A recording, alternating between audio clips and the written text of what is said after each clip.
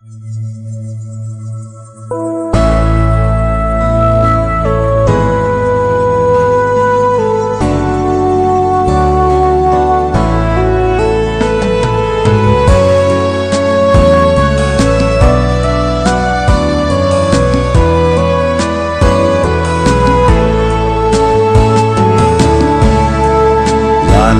biên qua lệ hamam dato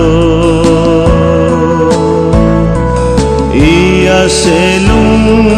mon delo olang kum kho ki heloyin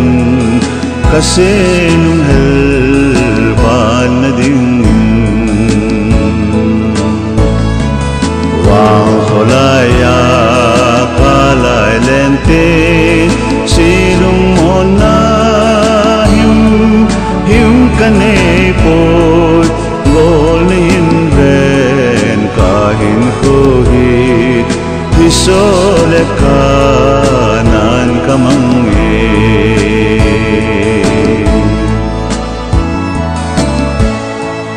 dan mang mela sa mangka jalte golin banjalin nay nasangin lunggu timto inalelin kahung khale dan mangahi wang khulaya kalay lente silung mona him kane pot gol nihin ven kahin khohi hisole kanan kamange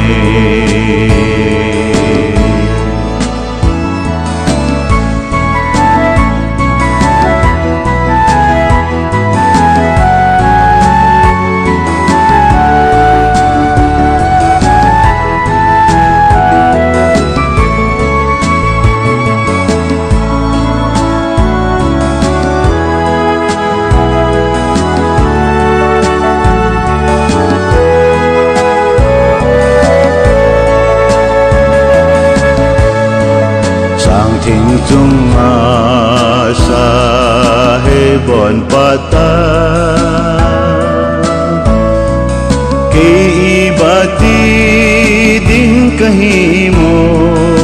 ahat sa kahin khohi lolin so mai jub jita